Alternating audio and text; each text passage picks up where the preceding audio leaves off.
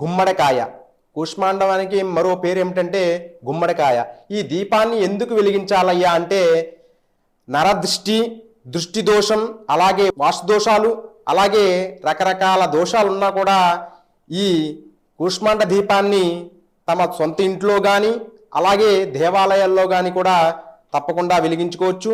ఆ గుమ్మడికాయని ఎలా తయారు చేయాలంటే ఆ గుమ్మడికాయని మధ్యలో 2 ముక్కల కింద కోసి ఆ గింజల్ని వేరు చేసి ఆ గుమ్మడికాయ 2 ముక్కలకి కూడా పసుపు రాసి అలాగే బొట్లు పెట్టి నిండుగా ఆ దీపాన్ని రెడీ చేసుకోవాలి. గింజలు తీయగానే ఆ గుమ్మడికాయలో నువ్వుల నూనె వేసి పెద్ద ఒత్తి వేసుకుని పంచోపచారాలు పూజ చేయాలి.